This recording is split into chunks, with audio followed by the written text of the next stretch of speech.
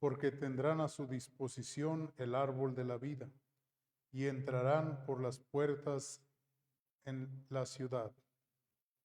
Fuera quedarán los invertidos, hechiceros, lujuriosos, asesinos, idólatras, los que aman y practican la mentira.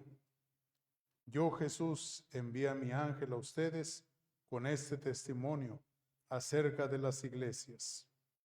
Yo soy el retoño que desciende de David, el astro brillante de la mañana. El Espíritu y la novia dicen, ven. El que escucha, diga, ven. Quien tenga sed, venga. Quien quiera, recibirá, sin que le cueste nada. Sin que le cueste nada, agua de vida.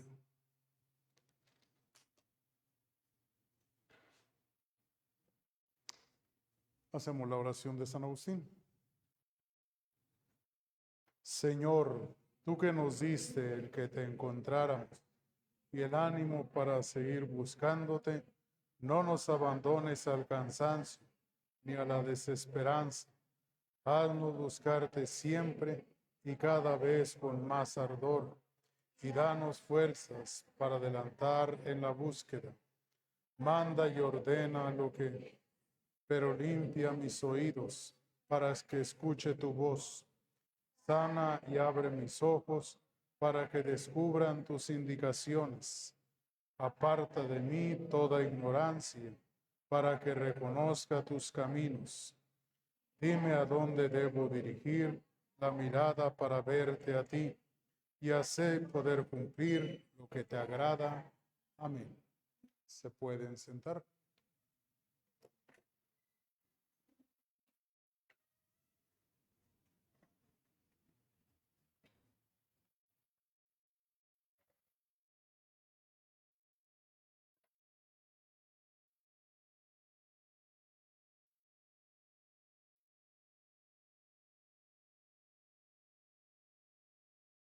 Deje nada más ajusto esto.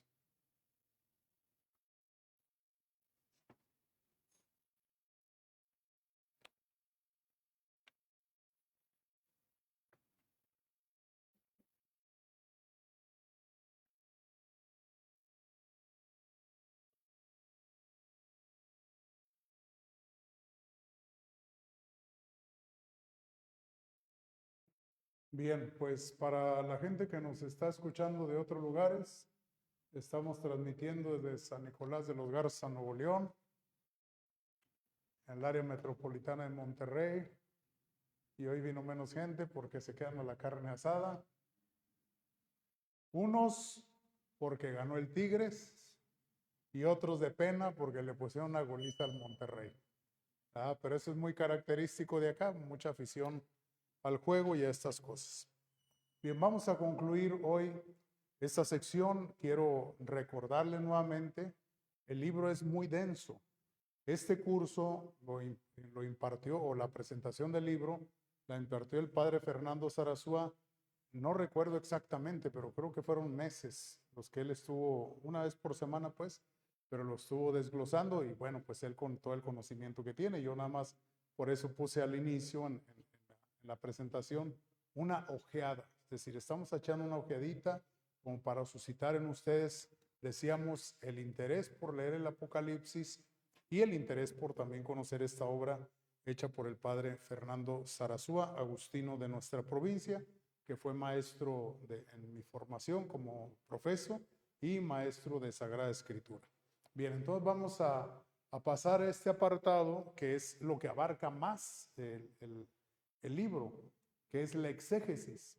La exégesis es como la explicación, el desentrañar qué es exactamente lo que el texto nos quiere decir. Y para eso utilizamos de los elementos que ya vimos antes. Entonces, la historia se tiene que interpretar siempre, o se nos decía en Sagrada Escritura, tenemos que siempre contemplar tres elementos: el texto, el pretexto y el contexto. Es muy difícil, lo decía creo el primer día, que a veces hacemos juicios sobre el texto Y decimos, ah, mira qué ignorantes. Ellos pensaban que nosotros vivíamos en algo, para que más o menos se den la idea, como si fuera una panera. ¿Sí? Una panera, esas tapas que se le ponen así a los pasteles, a los panes, ¿no? Y tenía agujeritos. Y entonces arriba había agua y abajo había agua. Y entonces cuando Dios quería hacer llover, se abrían esas compuertas, se abrían esos agujeritos y llovía. Pero era la ciencia de su tiempo, no es que fueran ignorantes. Decíamos que nosotros ignoramos muchas cosas todavía, pero no porque no podamos entender o porque no podamos saber, en aquel tiempo no se tenían los telescopios que hoy se tienen, por ejemplo. Entonces, por eso es importante. Primero el texto. ¿Qué dice este texto? El texto dice esto. ¿Cuál es el pretexto? Es decir, ¿cuál es la razón por la cual se escribió? ¿Por qué ustedes le escribieron a alguien? Ah, el pretexto es porque tenía un hijo que vivía lejos o mi esposo trabajaba lejos y entonces yo le mandé una carta para enterarlo de lo que había.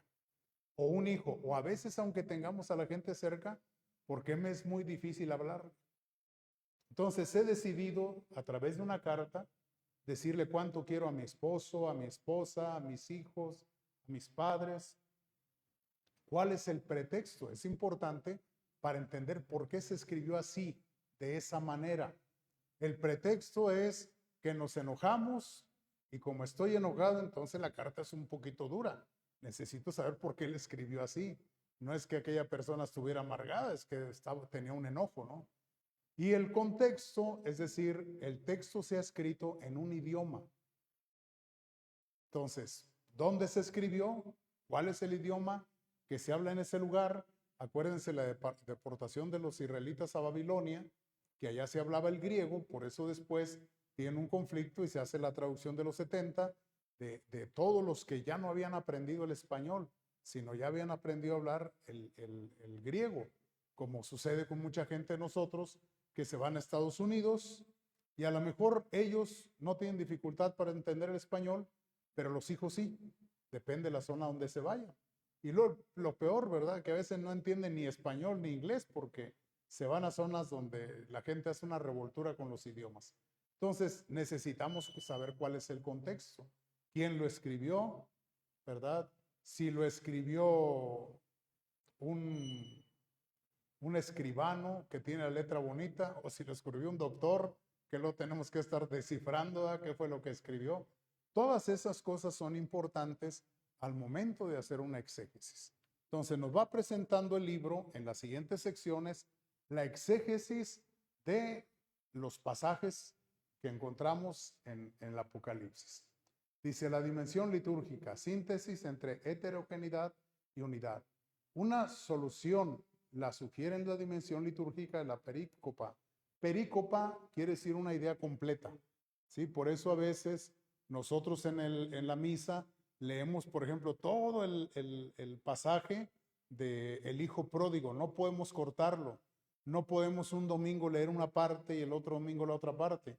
A eso se le llama perícopa, una idea completa, ¿sí? No la mutilamos.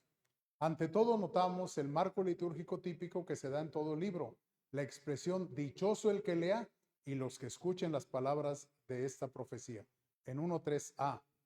Esto también es importante, a veces las citas dice A o dice B. ¿Por qué? Porque el versículo es muy largo, entonces nos hace una división del mismo versículo, incluso en algunos casos está dividido en A, B y C. Entonces nada más para que entendamos, porque vemos el versículo muy largo y decimos, ah, caray, ¿a partir de dónde?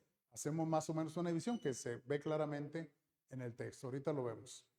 Con la que concluye el prólogo y que precede a nuestro texto. Expresa una relación de simultaneidad típica de la asamblea litúrgica en acto. Uno que lee, otros que escuchan. Tal relación es retomada también en el epílogo del libro en el capítulo 22, 17, donde dice, el que oiga, diga, ven, que es lo que leí yo ahorita en la oración, ¿sí? Entonces nosotros estamos respondiendo. Decimos en el Salmo, por poner uno que puede ser muy común, El Señor es compasivo y misericordioso. Entonces el que lee nos está narrando de la misericordia de Dios y nosotros de alguna manera estamos afirmando, efectivamente, el Señor es compasivo y es misericordioso. Siguiente. La exégesis que sugiere el diálogo litúrgico 1.4.8. ¿Alguien lea 1.4.8? Es importante que lo tengamos en la mente.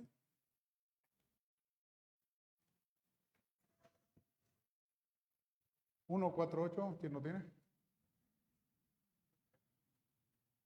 ¿Quién dijo yo? Ok, escúchenlo y lo vamos a retener en la mente para reflexionar. Juan, a las 7 iglesias de Asia, reciban gracia y paz de parte de aquel que es, que era y que viene, y de parte de los 7 espíritus que están ante su trono, y de parte de Cristo Jesús, el testigo fiel, el primer nacido de entre los muertos, el Rey de los reyes de la tierra.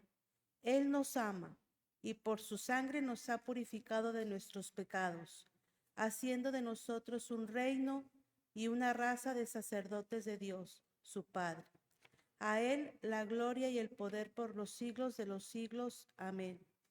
Miren, viene entre las nubes, lo verán todos, incluso los que lo traspasaron, y llorarán por su muerte todas las naciones de la tierra.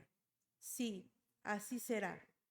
Yo soy el Alfa y el Omega, dice el Señor Dios, aquel que es, que era y que ha de venir, el Todopoderoso. Bien, fíjense, empieza por decir el texto, habla de la triple bendición en un esquema trinitario, habla de las tres personas, el que es, el que era y el que. Bien, Él es el Padre. Luego dice, en el nombre de Jesucristo. Y luego dice, y en el nombre de los 7 espíritus. Ahorita hablaremos un poquito por qué el Espíritu Santo son los 7 espíritus. Está todo orientado hacia el desarrollo activo de la historia de la salvación. El ser de Dios es un ser presente, activo, implicado en el presente, en el pasado y en el futuro. En la historia de la salvación que se está desarrollando. Aquí vemos unos panoramas bíblicos, este es un esquema, allá tenemos otro, por cierto, aquel lo elaboró también el padre Fernando Sarasúa, y nos presenta un panorama. Esta es la historia de la salvación. Hay un tema, vamos a alcanzar el tiempo porque deberíamos ser otra semana. Tendríamos que hablar de lo que en teología se le llama tensión escatológica. Y se representa, se dice de una manera un poquito chistosa. Se dice, la tensión escatológica es el ya, pero todavía no. Y esto es un conflicto para mucha gente. A ver, ¿por qué dicen que Jesús vino a destruir el pecado? ¿Y por qué seguimos pecando? ¿Por qué Jesús dice, yo vengo a traer el reino y todavía vivimos en medio de las vicisitudes de esta vida? El ejemplo que a mí se me ha ocurrido, les decía, es como si al niño le dicen ustedes, hijo, esta casa es tuya. ¿De verdad es mía? Sí, sí es tuya, pero resulta que eres un niño. Todavía no tienes los derechos civiles para poseer una casa. Por lo tanto, una cosa importante para que tú poseas la casa, fíjense bien lo que estoy diciendo, poseerla, no tenerla, poseerla. Es decir, que realmente la casa sea tuya, porque puede suceder que en cuanto tenga la mayoría de edad se te dé un título y la vendas, nunca la vas a poseer. Para que tú la poseas, una cosa importante es que yo te enseñe a cuidar una casa. Que eso a muchos papás se les ha pasado. ¿Sabes, hijo, que la casa hay que pagar recibos de agua, de luz, de gas? Y luego, si quieres comodidades extras, internet, teléfono, clima, no sé, otras tantas cosas. ¿Sabes que de cuando en cuando hay que pintarla? Que hay que arreglar los desperfectos. Entonces el papá le enseña al hijo y le dice, la casa es tuya, pero todavía no. Por fin, ¿es mía o no es mía? Esto es lo que llamamos, o como ejemplo, la atención escatológica. Ya llegó el final de los tiempos porque ya vino Jesús, pero todavía no llega la conclusión, que será en la parusía. Entonces, estamos en esta atención escatológica porque aquellos antiguos esperaban la venida del Mesías. Nosotros ya somos testigos de la venida del Mesías, pero todavía falta la conclusión. Estamos como caminando en ese final, ¿verdad? Entonces, en las películas nos ponían fin, pero a veces nos lo ponían así como que venía de allá de atrás y se empezaba a diluir y fin. Bueno, esos segundos o esa fracción de segundo en lo que aparece la palabra fin y aparece definida, ese sería como el tiempo que nosotros estamos viviendo, ¿sí? Entonces es importante esto porque se me presenta en el pasado y en el futuro en la historia de salvación que se está desarrollando. Estamos en ese desarrollo. Bien, siguiente. El espíritu presentado, como está en la forma literaria típica y fija de parte de los 7 espíritus, es indicado en la totalidad 7, distributiva. Dijimos que el 7 significa la totalidad, ¿verdad? En 7 días creó Dios todas las cosas. Es indicado en la totalidad distributiva, espíritu de dones, manifestaciones que tienen lugar en el curso de la historia de la salvación y que no se expresa con el simple singular neuma, que significa espíritu. Si no solo espíritu, así nada más en singular, sino es un espíritu que va derramando sus dones. Es un espíritu que está actuando a través de toda la historia. Por eso decíamos, llegó un momento, la Trinidad siempre está presente, pero es como si en la creación Dios hubiera dado el paso adelante, como en una obra de teatro, en un concierto, ¿no? Da el paso adelante y crea. Después da el paso hacia atrás y el que da el paso hacia adelante es Jesús. Jesús hace la obra de la redención. Después Jesús sube al Padre, da un paso hacia atrás y estamos en este momento en el tiempo del Espíritu. Y el Espíritu constantemente está suscitando sus dones. Por eso se presenta no como un singular, sino como este plural, número 7, para decir que el Espíritu siempre está actuando y siempre está caminando con nosotros. Por eso he insistido mucho en la necesidad de invocar el Espíritu. Siguiente. Los atributos de Cristo están todos inequívocamente en la misma línea. Es el testigo de las promesas que Dios ha hecho para la historia de salvación. Participa como hermano de la muerte del hombre y le comunica luego la vida de resucitado. Dice en el ritual del bautismo, fíjense, el ritual del bautismo, ¿cómo se bautiza una persona? De repente nos reímos de cosas que no, simplemente porque no sabemos. Pero en los signos del bautismo, a una persona se le bautiza boca arriba. Cuando se utilizaban las piscinas, ¿por qué se dejaron de utilizar las piscinas? Porque se les llegó a ahogar gente. ¿Sí? No creen que nada más fue de gratis. Porque hacían bautismos multitudinarios y entre todos al final acá y quedó uno flotando ahí. Bueno, para evitar esos riesgos, dejamos de usar piscinas, pero se usaban piscinas. ¿Cómo se tomaba? A lo mejor ustedes lo han visto ahí en los ritos de los hermanos separados. Toman al que se va a bautizar de la cabeza, lo meten hacia atrás y lo levantan. Al niño lo ponemos boca arriba. Por eso cuando a mí me ha tocado bautizar a un adulto en una pila bautismal, le digo, pues lo van a agarrar y lo van a echar hacia atrás. ¿Por qué?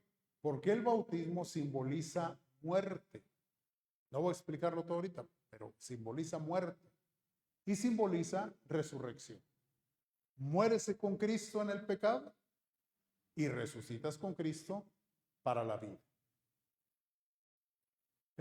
Su capacidad de vencer los centros de poder negativo representados por los reyes de la tierra que aparecen en Apocalipsis, sitúa explícitamente a Cristo en el corazón del desarrollo histórico, activo y combatiente de la salvación.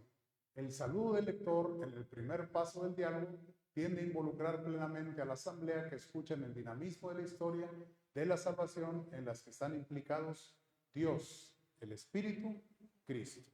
Siguiente. La asamblea reacciona en 1.5b y 6. Se siente ante todo objeto de esta salvación que se ha expresado y se expresa en la historia. La asamblea es consciente de un amor continuado y activo de Cristo que la sigue. Es consciente de que este amor ha tenido su manifestación inicial en el momento del pasado en el que ella ha sido liberada de sus pecados. Ahí me pareció importante agregar esta nota, dice confrontarle el auristo. El auristo es un tiempo gramatical griego que indica una acción realizada en un momento puntual del pasado. O sea, puntual, como lo hizo Jesús. Jesús, si bien es cierto que obra la salvación en toda la historia, pero hay un momento puntual de su sacrificio, un momento específico de su sacrificio. Y este sacrificio, el objeto de esta salvación es el mismo pueblo de Dios. Siguiente. El pecado es un hecho superado por la asamblea, pero ésta debe esforzarse por mantenerse lejos de él. Entonces, ¿cuál es el trabajo de la asamblea? Cristo ya te redimió. ¿Ya te confesaste? Sí. ¿Ya estás libre del pecado? Sí. ¿Ahora qué sigue? Después de confesarte, ¿qué sigue? Evitar el pecado. Esa es la lucha que tenemos. Nadie se sienta mal. Mucha gente va al confesionario. Padre, pues otra vez vengo a lo mismo. Bueno, pues mientras estemos en esta vida, vamos a estar luchando contra el pecado. Y esta es nuestra labor. Siguiente. Pero la asamblea no es solo objeto de la historia de la salvación. Sabe que se ha convertido también en protagonista activa. La asamblea redimida llamada por Cristo tiene también una potestad regia que, ejercida sobre la tierra junto con Cristo, se convertirá en mediación litúrgica y sacerdotal entre los hombres y Dios, en la oposición y en la superación de las fuerzas históricas negativas. Entonces, ¿cuál es el objeto de la salvación? El pueblo, nosotros. Cristo hizo eso por nosotros. Pero yo me puedo sentar. Entonces, Cristo puede decir, voy a elaborar un pastel para ti, siéntate mientras lo hago. ¿Sí? Entonces, aquí está el pastel. Y entonces a lo mejor aquel dice, ¿pero qué hago yo con un pastel? Es mucho para mí. Entonces, ¿qué tal si dice, mientras yo hago el pastel, tú adornas el salón, invitas a tus amigos y hacemos un gran banquete para que no solamente tú disfrutes de este pastel, sino todos los demás también disfruten de él y se alegren contigo? Entonces, se trata de que somos el objeto de la salvación, un objeto que además también se hace partícipe de este trabajo de redención. Siguiente.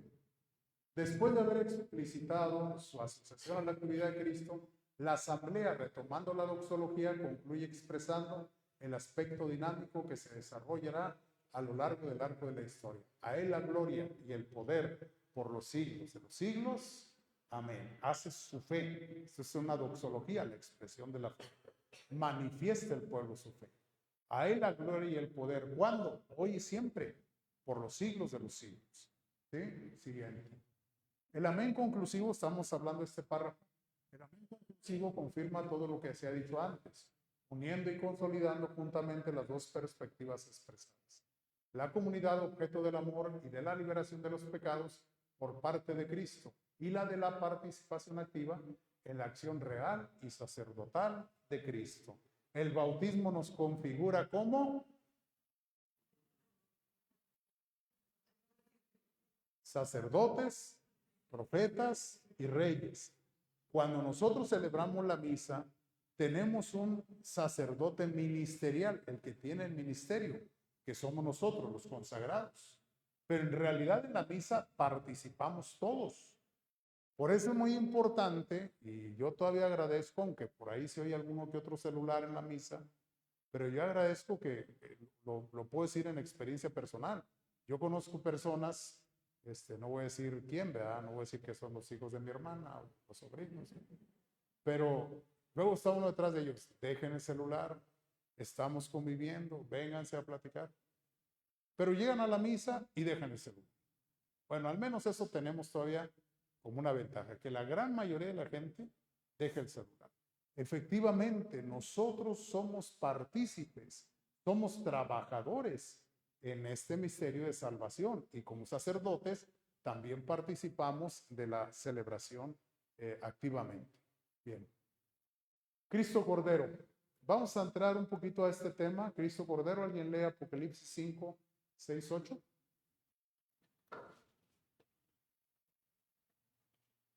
Apocalipsis 5, 6, 8.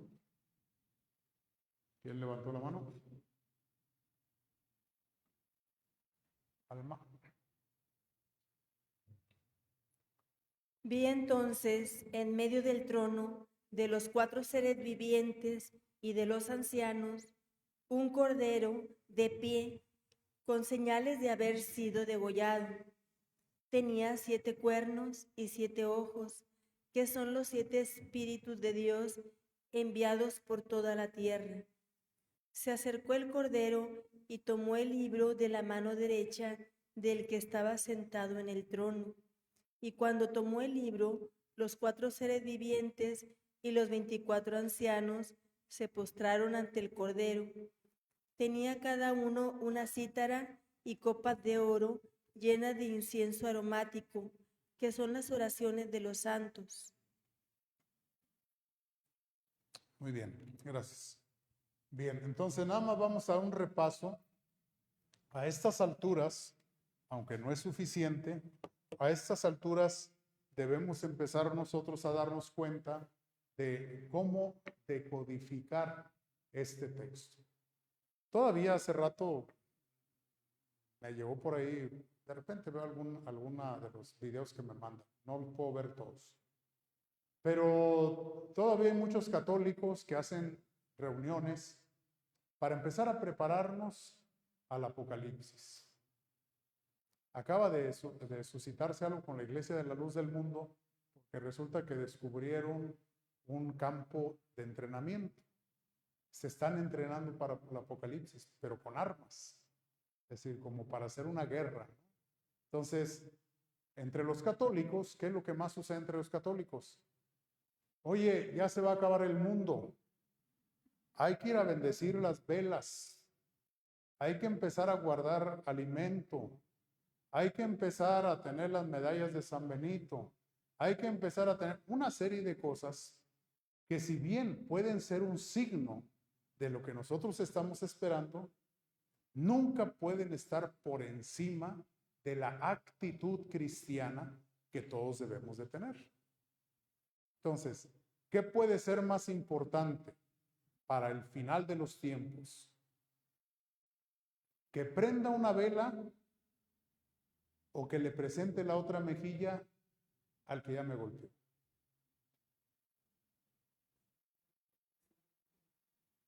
Poner la mejilla, ¿no? Si yo prendo la vela porque quiero que Cristo sea la luz de mi vida, porque quiero que Él esté presente, es para que a mí no se me olvide que Cristo tiene que ser la luz de mi vida. Pero si yo la prendo y la dejo ahí y me voy a hacer mal, no tiene mucho sentido, ¿sí? Entonces, es muy importante que nosotros empecemos a decodificar esto, porque si no, vamos a caer en todos esos riesgos. Ver siempre el Apocalipsis como una catástrofe que va a suceder al final de los tiempos, cuando Jesús dice que cuando venga ni cuenta nos vamos a dar. Se va a llevar al bueno.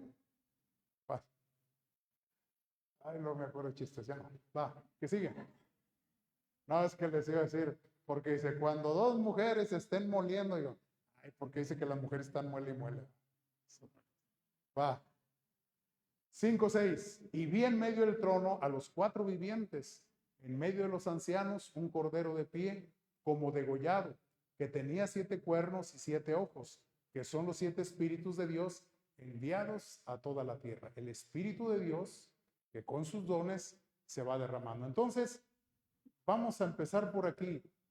Ya podemos encontrar, ya podemos decodificar un poco. ¿Les parece? A ver, en medio del trono y los 4 vivientes. Todavía no hablamos mucho de esto, pero ya podemos más o menos darnos cuenta. ¿Cuáles eran los 4 vivientes? Sí, pero díganme los vivientes, ¿cuáles son? No, los vivientes. Me están diciendo que representan, pero no me están diciendo los vivientes.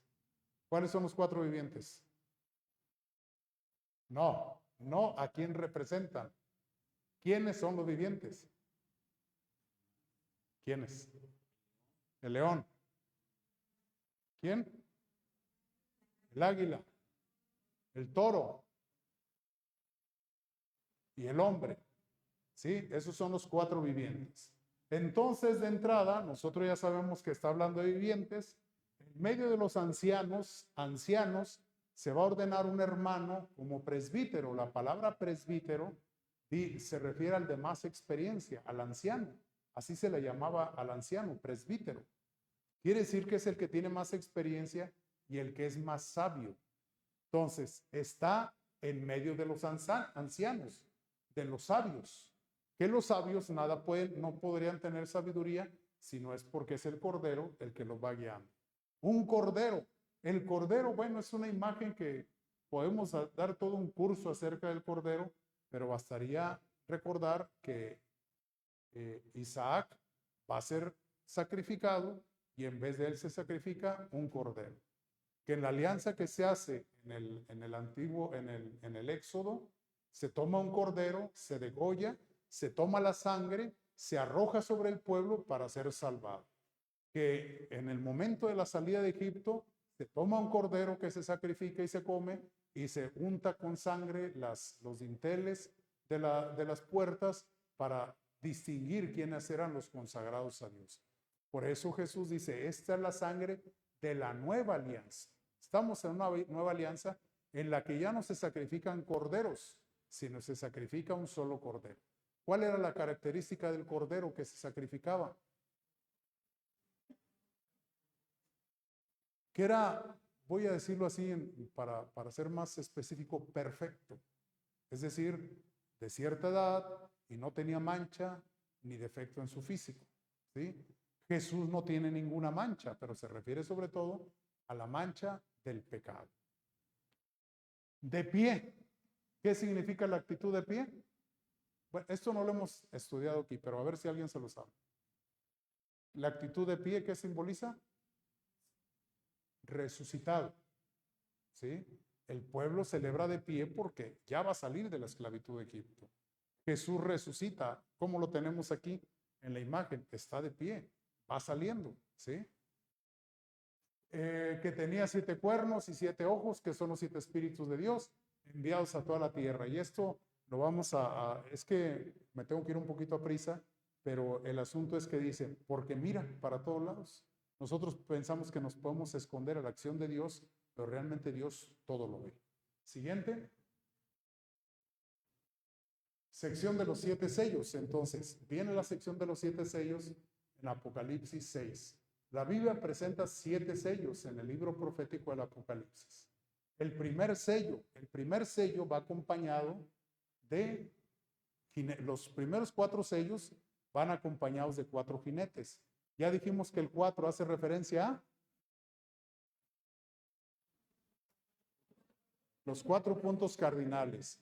Van en caballo porque tienen que llevar el mensaje, tienen que avanzar y hay jinetes. El primer sello, el jinete vencedor en caballo blanco. Esto sí ya un poquito lo repasamos. ¿Qué simboliza blanco? La resurrección de Cristo, pureza, todo eso, pero esencialmente la resurrección de Cristo. Todo va a venir entonces a partir de la resurrección de Cristo. Todo este revuelo que se va a causar en la comunidad judía viene a partir de la resurrección de Cristo.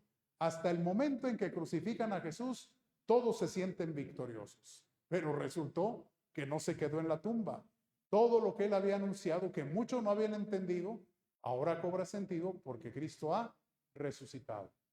El segundo sello, el jinete con poder de quitar la paz en caballo rojo encendido. Decíamos que hay distintos tonos de rojo. Rojo encendido. Y decíamos que el rojo hace alusión a la sangre. Y cuando dice encendido, quiere decir que es una sangre que se saca con mucha crueldad. ¿Sí? Ya ustedes pueden ver un poco lo que sucede en la historia a través de los circos romanos y en muchos otros lugares, pero bueno, se nos narra mucho de los circos romanos, cómo despedazaban a los cristianos, las torturas a las que eran sometidos y además en público. El público le gustaba ver estas cosas. Aquí todavía me llama la atención que hay una balacera en la esquina y en vez de que todo el mundo se meta abajo de la cama, ahí están todos con el celular. Bueno, esas cosas. 3, el tercer sello. Fíjense cómo va. Jesús ha resucitado. Ahora viene la exhortación de Jesús. Sean fieles. Algunos de ustedes incluso serán perseguidos y otros incluso morirán. El tercer sello, el jinete con una balanza en la mano, en caballo negro. El negro simboliza la ausencia de Dios. Cuando hay ausencia de Dios, entonces el jinete tiene una balanza con la cual va a empezar el juicio y va a decir el Señor, los que fueron infieles a la izquierda y los que fueron fieles a la derecha. Y vendrá el momento del juicio y el color negro es ausencia de Dios, porque todos cuando estemos en el juicio final vamos a sentir esto. ¿Se acuerdan que yo he predicado que el día que yo me muera, ustedes le piden a Dios, bueno, si es que ustedes están vivos, le piden a Dios que venga por mí la Virgen María? Y hago esta historia, es así un poquito fantasiosa, pero me gusta mucho, que les digo que Dios va a estar con el libro de la vida y ahí va a tener todos mis pecados. A ver, Ramoncito, ven para acá. Y yo voy a tener miedo, entonces voy a sentir un vacío, porque es como cuando presentábamos un examen y no estábamos seguros. A veces sí, ¿verdad? Salíamos bien fanfarrones, estuvo bien fácil. A veces salíamos y decíamos, pues no supe ni qué me preguntaba. Pero había ocasiones que había como incertidumbre. A eso se refiere la incertidumbre del juicio, porque en realidad no sabemos cómo nos va a ir. Entonces estamos ante esa incertidumbre. Y, perdón, nada más para completar esta historia que decía, yo decía, y entonces cuando Dios me llame, lo que voy a hacer es que si va la Virgen María por mí, me voy a agarrar bien fuerte de sus faldas, y cuando Dios me vea va a decir Dios, por ni modo de correr, te vienes con mi mamá. Pues pásale. Me quiero valer de eso, ayúdenme si se enteran que me muero. Ok. Cuarto sello, el jinete llamado muerte y el Hades en caballo amarillento. El Hades es el infierno. Entonces, es el cuarto sello cuando algunos ya van a morir porque no fueron fieles al Señor, porque no pasaron el juicio y entonces serán condenados. Y luego vienen los otros 3 sellos que ya no van acompañados de los jinetes. Dice el quinto sello, las almas de los mártires de Cristo. Estos sellos los está abriendo el Cordero, Jesús. Entonces, esta es como el itinerario de la historia de salvación. Va a abrir el cuarto sello y entonces los mártires son los que tienen pase directo al cielo. Eso ya lo habíamos comentado. El quinto sello, las almas, el quinto era de los mártires. El sexto sello, un gran terremoto, inaugura la tribulación. Es decir, nos va a sacudir a todos y va a empezar la tribulación. Cuando realmente se va a ver quiénes son de Cristo y quiénes no. En tiempo de guerrilla nos contaron una historia, porque tuvimos maestros de la teología de la liberación, nos contaron una historia, yo no sé si era cierto o no, pero decían que estaban en una iglesia y llegó la guerrilla. Se metieron los guerrilleros con las armas y dijeron, les damos la oportunidad que todos los que digan que no creen en Cristo se salgan. Y muchos se salieron de la iglesia, estaban en media misa. Muchos se salieron. Una vez que se salieron, cerraron las puertas. Lo que muchos intuían es que iban a matar a los cristianos y dicen que el que lideraba aquel grupo le dice al sacerdote, ahora sí, padre, continúe con la misa. Ya estamos los que debemos estar. ¿Verdad? Entonces viene la gran tribulación, la gran prueba. Hay gente que dice, oiga padre, pero si yo toda la vida he asistido a misa, ¿por qué se me murió un hijo? ¿Por qué se me enfermó alguien? Viene la tribulación. Y es ahí donde vamos a demostrar de qué está hecha nuestra fe. El séptimo sello, silencio antes del juicio. Más bien a esto se refería, yo lo apliqué a la oscuridad, pero ya recordé que se refiere más bien a esto. Recuerden que el séptimo día, ¿qué hizo Dios? Descansó. Ya no dijo nada.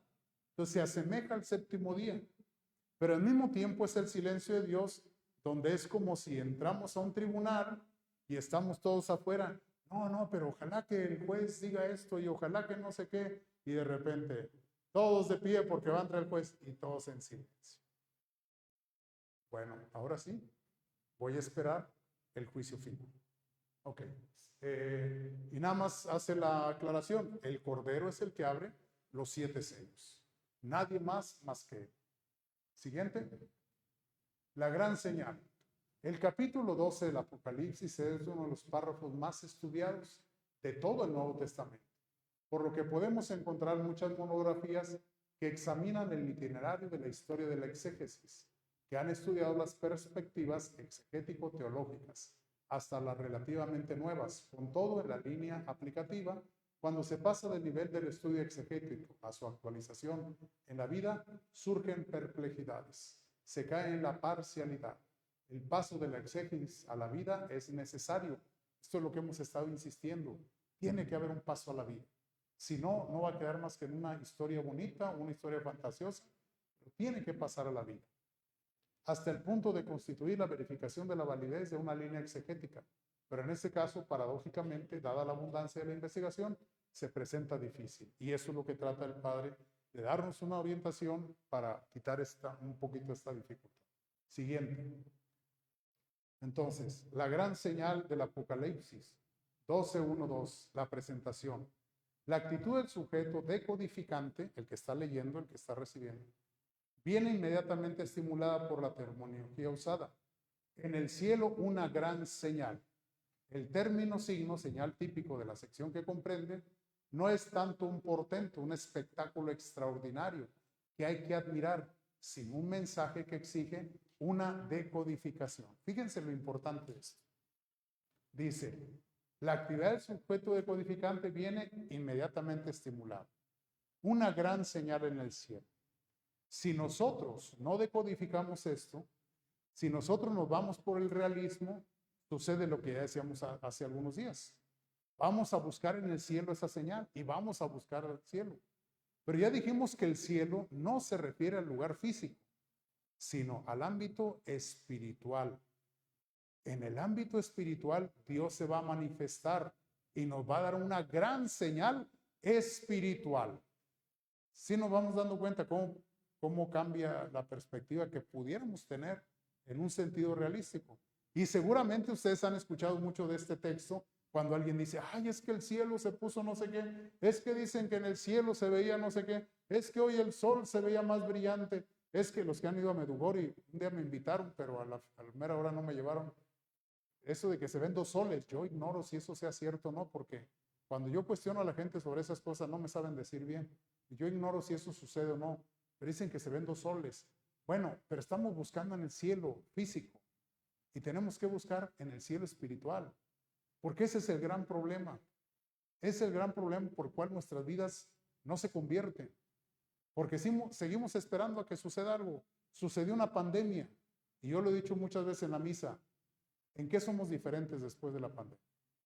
Como sociedad, a lo mejor en lo personal alguien, pero como sociedad, ¿tenemos una mejor sociedad? Y los comerciales decían, ánimo, porque después de esto vamos a ser mejores. ¿Por qué no fuimos mejores después de la pandemia? Porque no nos involucramos espiritualmente en esto, porque no vimos una señal de Dios en esto. Entonces los que la libramos decimos, ya ven, a mí no me hizo nada el virus. No, ¿qué te quiso decir Dios con eso? ¿Qué experiencia sacaste de eso? A mí hasta la fecha me lo preguntan. Yo tuve hace 10 años un accidente bastante delicado y tuve también el virus, el coronavirus, y me vi muy mal, estuve tiempo con oxígeno. Y la gente a veces me pregunta, bueno, y después de esto, ¿qué crees que te quiso decir Dios? Y esta es la parte que nos toca, por eso no llegamos a ninguna conclusión. El término signo, señal típico de la sección que comprende esta parte, no es un portento, decíamos, sino un mensaje que requiere una decodificación. Siguiente. El primer nivel simbólico, la mujer celeste. Ante el grupo eclesial atento y dispuesto a realizar su trabajo de decodificación, se le presenta la figura de la mujer, una mujer vestida de sol y la luna debajo de sus pies, y sobre su cabeza una corona de estrellas. ¿En qué piensan ustedes cuando ven eso? ¿En quién? Y según los exégetas, no tiene nada que ver con la Virgen de Guadalupe. ¿Sí?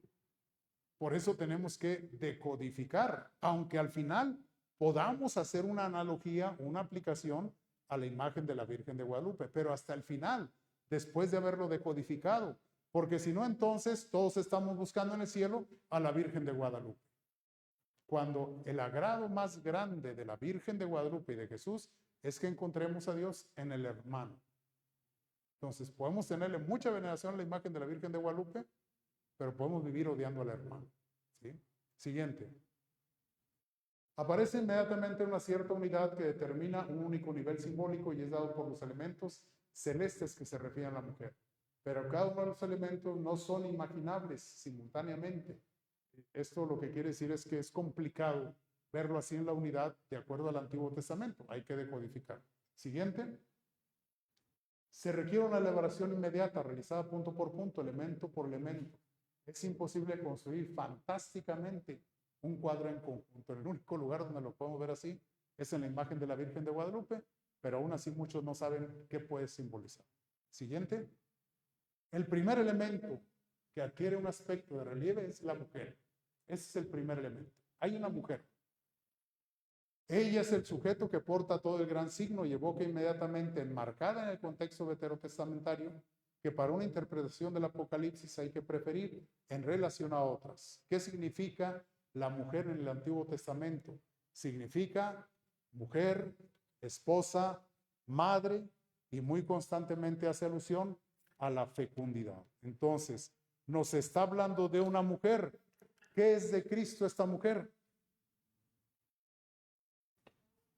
¿Qué es? Esposa. Es esposa. Es la iglesia. Se está refiriendo a la iglesia, es esposa. ¿Y es madre de quién? Le dice Jesús a Juan: hijo, he ahí a tu madre. Madre, he ahí a tu hijo. Es madre de todos los cristianos. ¿Sí? Y es fecunda.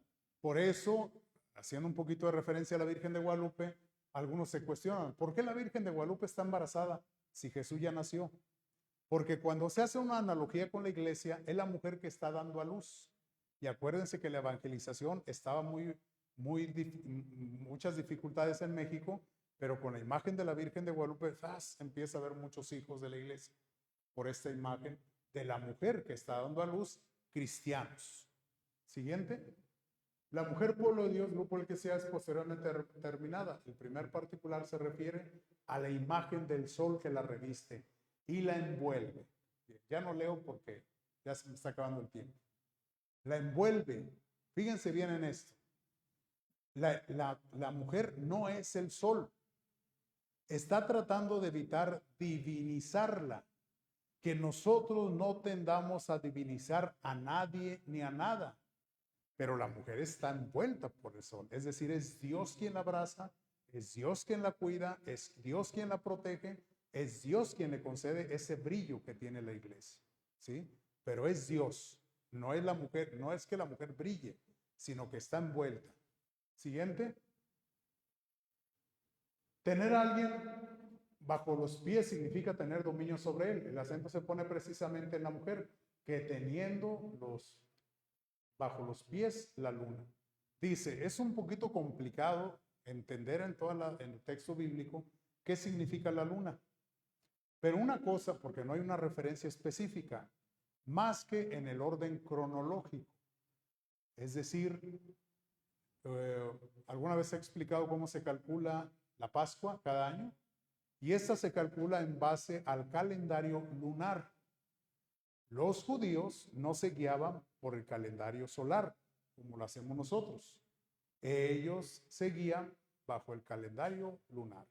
Por lo tanto, pareciera ser que lo que está diciendo es que esta mujer está posada sobre el tiempo, pero tiene dominio sobre el tiempo, no como Dios. Pero lo que está diciendo Dios es, tu iglesia estás hecha para la eternidad. Por lo tanto, el tiempo no te tiene que limitar.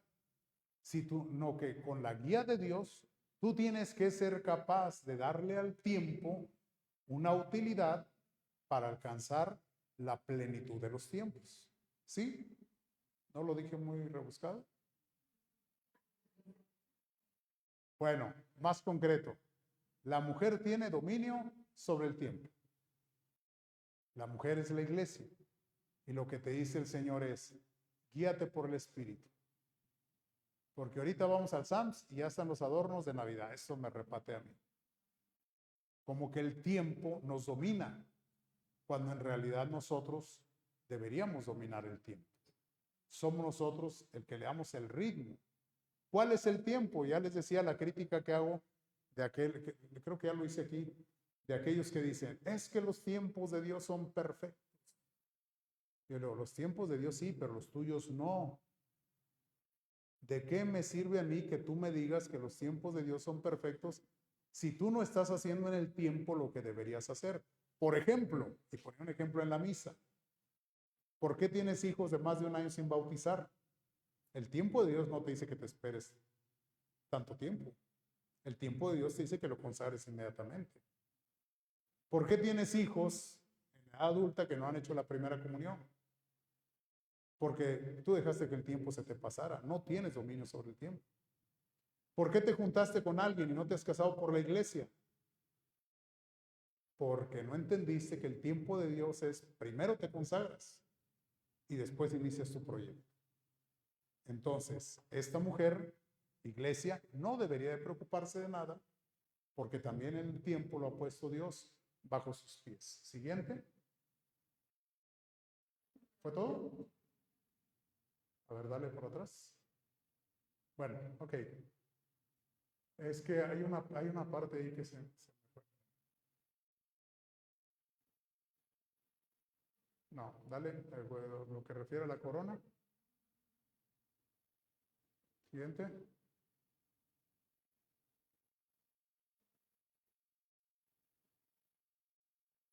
Siguiente. Aquí. La corona nunca es en el Apocalipsis un simple elemento de ornato.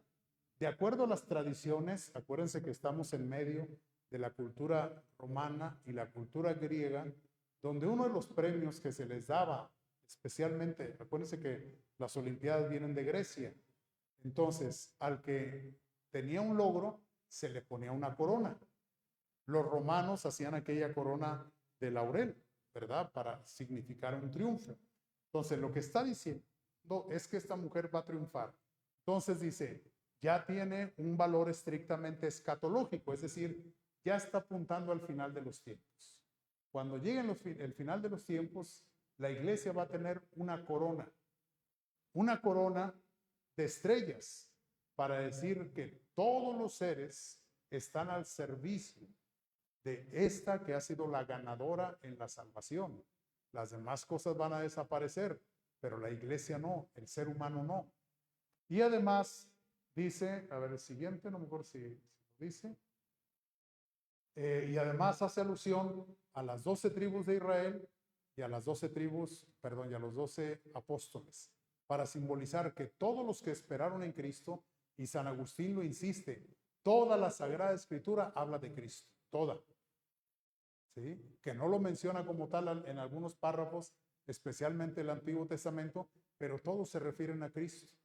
Entonces, todos los que esperaron a Cristo y todos los que después combatieron para lograr la institución de la iglesia, todos son esa corona de la iglesia que ha triunfado y que al final llega a ese encuentro definitivo con su Señor. Bien. ¿Alguna pregunta, duda? Ya no hay más, ¿verdad? ¿Ya no hay más? Okay. ¿Alguna pregunta, duda?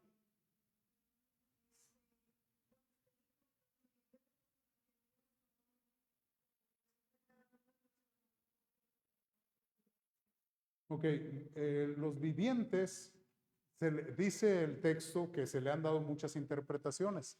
Lo primero que hicieron algunos, como San Ireneo, fue identificarlo con los evangelistas, ¿verdad?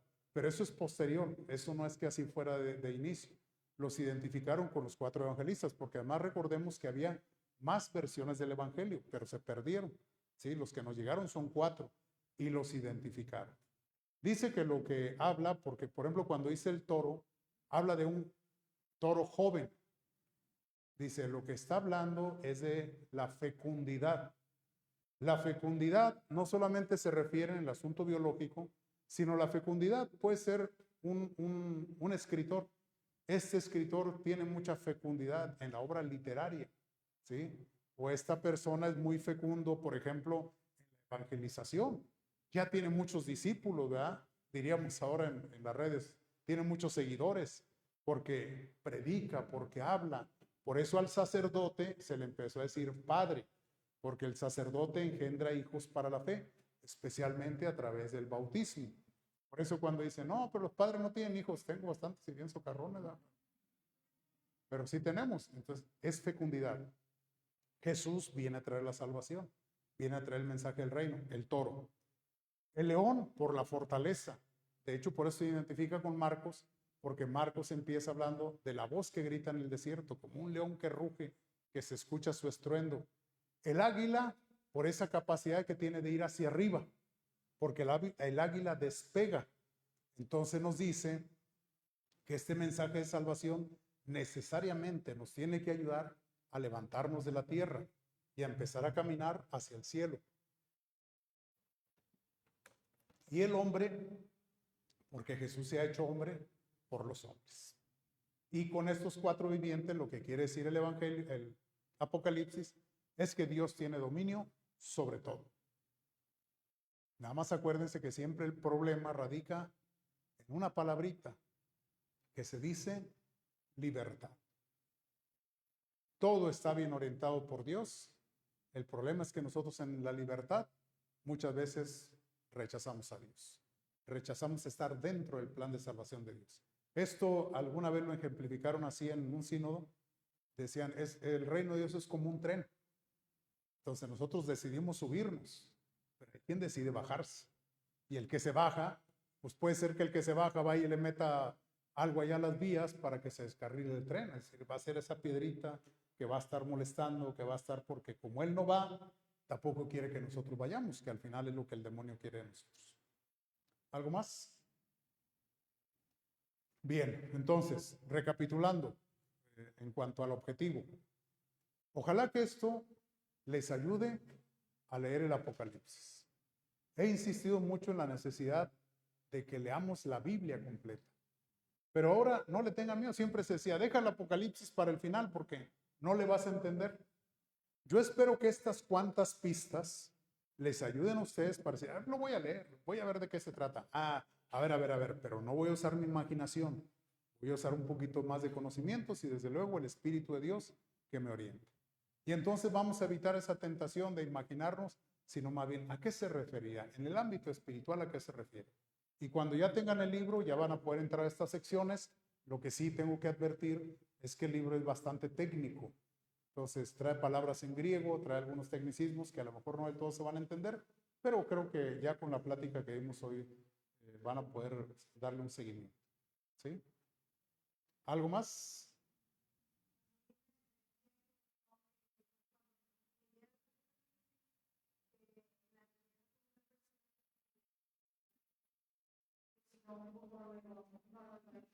Uh-huh. Y claro, la idea es empezar como a abrir los ojos en ese sentido espiritual, ¿no? Decir, caray, entonces el asunto del Apocalipsis no es que nos asustemos por las catástrofes naturales, es que me asuste, o esto es lo que llamamos el santo temor de Dios. El temor de Dios, he dicho muchas veces, no se trata de tenerle pánico a Dios, se trata de que nos cause tristeza el saber que le fallamos a Dios. Ese es el temor de Dios.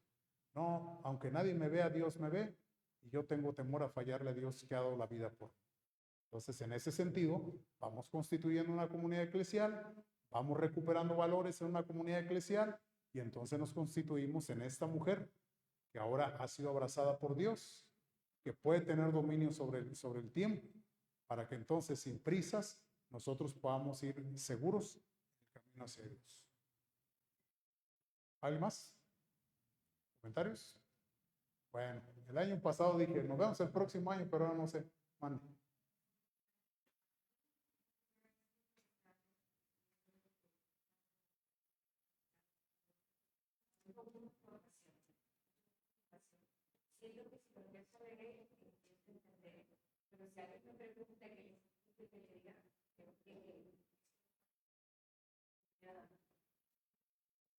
No se preocupe, San Agustín dice, si no me lo preguntan, sí sé, pero si me lo preguntan, no sé. Es decir, en muchas cosas nosotros sabemos cómo, pero a veces nos cuesta trabajo explicarlo, pero el primer paso es que yo asuma qué me está diciendo esto y darnos cuenta que el Apocalipsis no fue un mensaje para la gente de aquel tiempo. El Apocalipsis es un mensaje para este tiempo y nosotros tendríamos que descubrir cuáles son esos jinetes, cuál es la bestia en nuestro tiempo. En aquel tiempo era Nerón. Esa parte creo que no la dije, pero a cada número correspondía una letra y el 666 da Nerón, precisamente. Entonces, ¿qué sería lo que hoy nosotros sutilmente el demonio se ha metido y no hemos podido descifrar? Y tenemos que descifrar en cuántas cosas el demonio se hace presente y cómo nosotros vamos a combatir, pero siempre con esperanza. Nunca perdamos la esperanza. Nunca nos sintamos derrotados. Si yo lo hago por mí mismo, voy a perder. Pero si voy con Cristo, como me lo pide el Apocalipsis, nada va a ser imposible, especialmente la salvación. ¿Algo más? Les agradezco sus comentarios. Ayer se quedaron algunas personas y me hicieron el comentario de que les había gustado el curso. Pues yo nomás les veo las caras y mientras no los vea que se duerman, supongo que voy bien. Entonces, como quiera quedo sus órdenes. Si ustedes van leyendo, a ver, levanten la mano. ¿Quién estaría interesado por el libro? Para un estimado de cuántos libros podía traer. Ok, bajen la mano. Ya que esté ustedes calculen a finales de octubre, ya lo voy a dejar ahí con gris, ahí en la tiendita, para quien esté interesado. Si después de que ustedes lo vayan leyendo, alguien tuviera curiosidad, vamos a abrir un WhatsApp de la parroquia, yo creo esta semana, y por ahí está la página, y tuvieran alguna duda, con todo gusto me pueden preguntar. A veces no contesto en el momento, pero trato de enseguida darles una respuesta a lo que ustedes puedan preguntar. Y les decía, bueno, ya lo ha dicho mucho el Padre Chuy, el próximo año vienen los cambios provinciales. No sabemos si vamos a seguir aquí o nos van a cambiar, pero ojalá que ustedes, sea quien sea que esté aquí, pues sigan teniendo estas semanas bíblicas, especialmente en septiembre, si se puede con más frecuencia. Pues muchas gracias.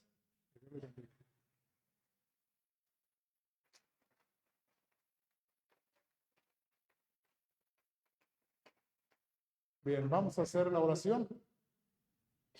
Y agradecemos a todas las personas que nos han estado escuchando a través de las redes sociales, y ojalá les pueda servir. No soy especialista, pero comparto lo que de alguna manera aprendí del mismo Padre Sarasú. El Señor esté con ustedes. Dios nuestro, tú que eres el Señor y dueño de todo cuanto existe, tú que llevas el paso del tiempo, tú que eres el dueño del tiempo, te pedimos, Señor, que nos permitas hoy poder entrar en este ámbito en el que nuestra vida esté en ti y esté para ti.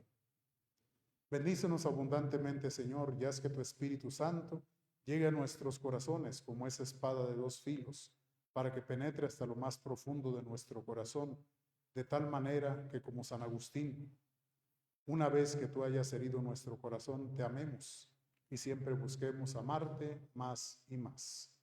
Y la bendición de Dios Todopoderoso, Padre, Hijo y Espíritu Santo, descienda y permanezca con ustedes. Iba a decir, despedida litúrgica, pueden ir en paz.